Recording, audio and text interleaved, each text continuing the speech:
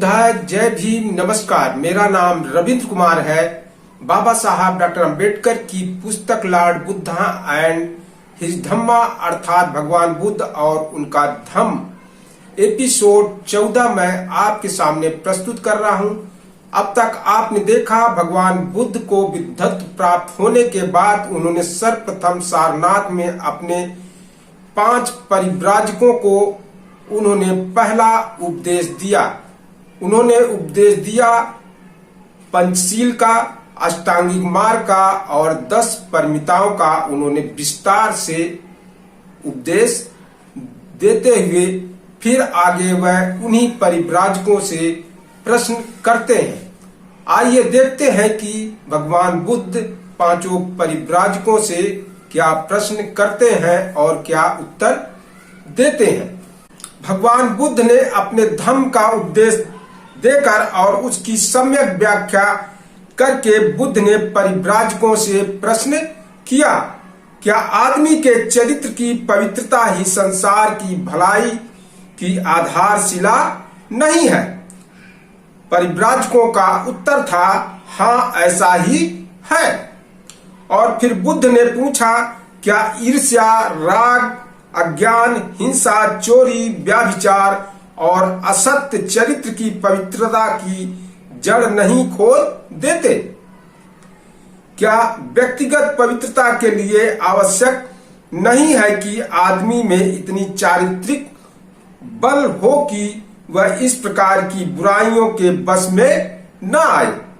यदि किसी आदमी में व्यक्तिगत पवित्रता ही नहीं तो वह जन कल्याण कैसे कर सकता है? उनका उत्तर था, हाँ ऐसा ही है। और आदमी दूसरों को गुलाम बनाना, दूसरों को अपने बस में रखना क्यों चाहते हैं? आदमी दूसरों के सुख दुख की ओर से उदासीन क्यों है? क्या यह इसलिए नहीं कि एक आदमी दूसरे के प्रति योग्य व्यवहार नहीं करता? उनका उत्तर था, हाँ यह ऐसा ही है।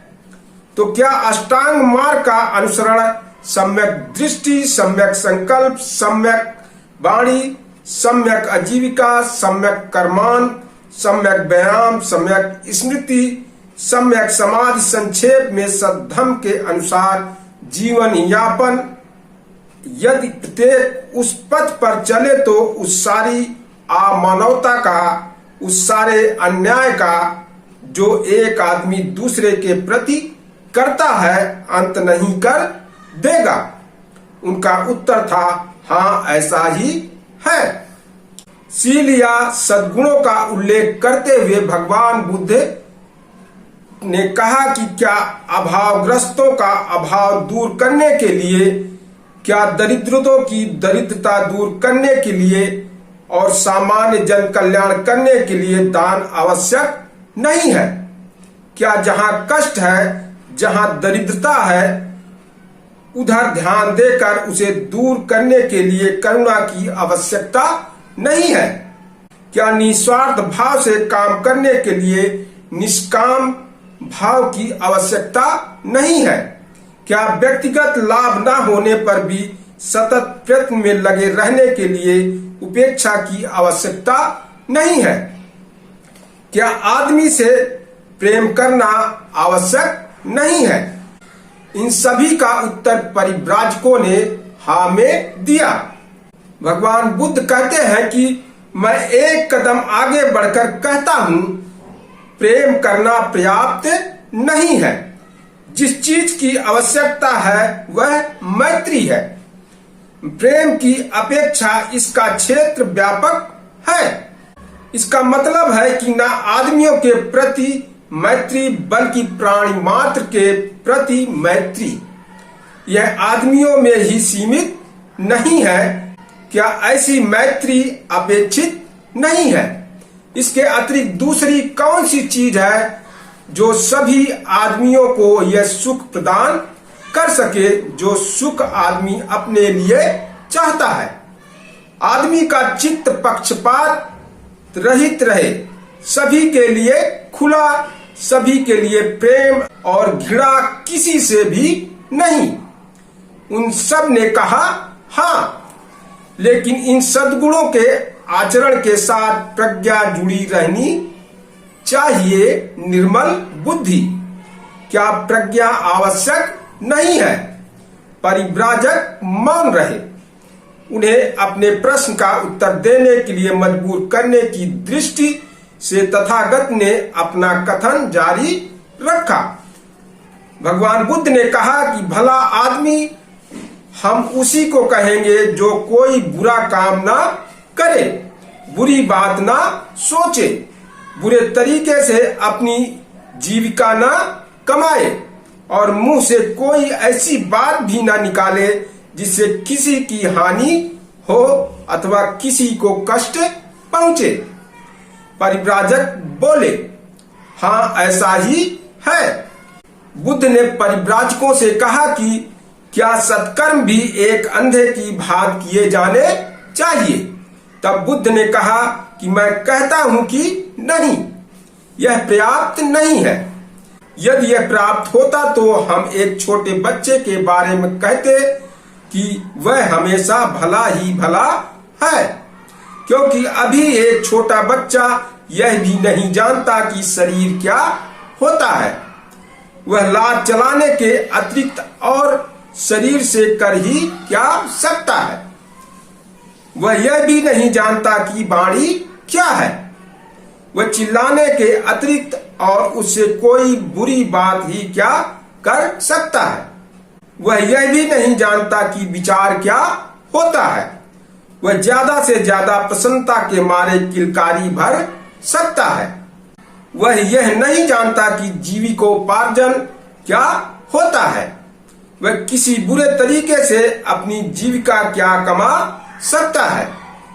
वह अपनी माँ की छाती से दूध पीने के अतिरिक्त और कुछ जानता ही नहीं। इसलिए सद्गुणों का अनुसरण भी प्रज्ञा पूर्वक होना चाहिए, अर्थात निर्मल बुद्धि के साथ। एक और कारण भी है जिसकी वजह से प्रज्ञा पारमिता इतनी अधिक महत्वपूर्ण और इतनी अधिक आवश्यक है। दान तो होना ही चाहिए, किंतु बिना प्रज्ञा के दान का भी दुष्परिणाम हो सकता है। करुणा तो होनी चाहिए, किंतु बिना प्रज्ञा के करुणा भी बुराई की समर्थक बन जाती है। सभी दूसरी परमिताएं प्रज्ञा पारमिता की कसौटी पर खरी उतरनी चाहिए। निर्मल बुद्धि का ही दूसरा नाम प्रज्ञा पारमिता है। मेरी स्थापना है कि आदमी को अकुशल कर्म का ज्ञान होना चाहिए। अकुशल कर्म की उत्पत्ति किस प्रकार होती है, इसी तरह उसे कुशल कर्म का भी ज्ञान होना चाहिए। कुशल कर्म की उत्पत्ति कैसे होती है, इसी प्रकार आदमी को कुशल कर्म और अकुशल कर्म का भेद भी स्पष्ट ज्ञात होना चाहिए। इस प्रकार के ज्ञान के बिना चाहे कर्म विशेष अपने में कुशल ही क्यों न हो, चाहे शुभ कर्म अपने में शुभ कर्म ही क्यों न हो, तब भी यथार्थ कुशल भाव या यथार्थ शुभ भाव नहीं ही है। इसलिए मैं कहता हूं कि प्रज्ञा एक आवश्यक सद्गुण है। तब बुद्ध ने परिव्राजकों को इस प्रकार की प्रेरणा देते हुए अपना प्रवचन समाप्त किया। हो सकता है कि तुम मेरे धर्म को निराशावादी धर्म समझ बैठो, क्योंकि मैं आदमियों का ध्यान मानव जाति के दुख की ओर आकर्षित करता हूँ। मेरे धर्म के बारे में ऐसी धारणा बनाना गलती होगी। निसंदेह मेरा धर्म दुख के अस्तित्व को स्वीकार करता है, किंतु यह उतना ही जोर उस दुख को दूर करने पर भी देता है। मेरे धर्म में दोनों बातें हैं। इसमें मानव जीवन का उद्देश्य भी निहित है और यह अपने में आशा का संदेश भी है। इसका उद्देश्य भी अविद्या का नाश है, जिसका मतलब है दुख के अस्तित्व के संबंध में अज्ञान का नाश। क्या तुम इस सब से सहमत हो या नहीं? परिव्राजकों का उत्तर था हाँ। उन पांचों परिव्राजकों ने यह तुरंत देख लिया कि यह वास्तव में एक नया धर्म है। जीवन की समस्या के प्रति इस नए दृष्टिकोण से वे इतने अधिक प्रभावित हुए कि सभी एक साथ कहने लगे, संसार के इतिहास में इससे पहले किसी भी धर्म के संस्थापक ने कभी यह शिक्षा नहीं दी कि दुनिया के दुख को स्वीकृति ही धर्म का वास्तविक आधार है। संसार के इतिहास में इससे पहले कभी किसी भी धर्म के संस्थापक ने यह शिक्षा नहीं दी कि दुनिया के इस दुख को दूर करना ही धर्म का वास्तविक उद्देश्य है। संसार के इतिहास में इससे पहले किसी भी ने कभी मुक्ति का ऐसा मार्ग नहीं सुझाया था जो इतना सरल हो, जो मिथ्या विश्वास और अपौरुषेय शक्तियों की मध्यता से इतना मुक्त हो, जो इतना स्वतंत्र ही नहीं बल्कि जो किसी आत्मा और परमात्मा के विश्वास का इतना विरोधी हो, और जो मोक्ष लाभ के लिए मरणांतर किसी जीवन में विश्वास रखना या न रखना भी अनिवार्य ना मानता हो। संसार के इतिहास में इससे पहले किसी ने भी कभी ऐसे धर्म की स्थापना नहीं की जिसका इल्हाम यानी ईश्वर वचन में किसी भी तरह का कुछ भी संबंध न हो, और जिसके अनुशासन आदमी की सामाजिक आवश्यकताओं के अध्ययन के परिणाम हो, और जो किसी ईश्वर की आज्ञाएं न हो। संसार के इतिहास में इससे पहले किसी ने भी कभी मोक्ष का यह अर्थ नहीं किया कि वह एक ऐसा सुख है जिसे आदमी धर्मानुसार जीवन व्यतीत करने से अपने ही प्रयत्न द्वारा यही इसी पृथ्वी पर प्राप्त कर सकता है। उन परिव्राजकों ने जब बुद्ध से उनके इस उपदिष्ट नया सद्धर्म सुना तो इसी प्रकार अपनी भावनाओं की अभिव्यक्ति उन्होंने की। उन्हें लगा कि बुद्ध के रूप में उन्हें एक ऐसे जीवन सुधारक मिल गए हैं जिनका रोम रोम धर्म की भावना से ओतप्रोत है, और जो अपने युग के बौद्धिक ज्ञान से सुपरिचित है, जिनमें ऐसी मौलिकता है और साहस है कि वे विरोधी विचारों की जानकारी रखने के बावजूद मुक्ति के एक ऐसे मार्ग का प्रतिपादन कर सके जिस मुक्ति को यही इसी जीवन में आत्मा साधना और आत्म संयम द्वारा प्राप्त किया जा सकता है। बुद्ध के लिए परिव्राजकों के मन में ऐसी असीम श्रद्धा उत्पन्न हुई कि उन्होंने उनके प्रति आत्मसमर्पण कर दिया और प्रार्थना की बुद्ध उन्हें अपना शिष्य बना ले। बुद्ध ने उन्हें यही भिक्षुओं आओ कहकर भिक्षु संघ में दीक्षित कर लिया। वे पंचवर्गीय भिक्षु नाम से प्रसिद्ध हुए।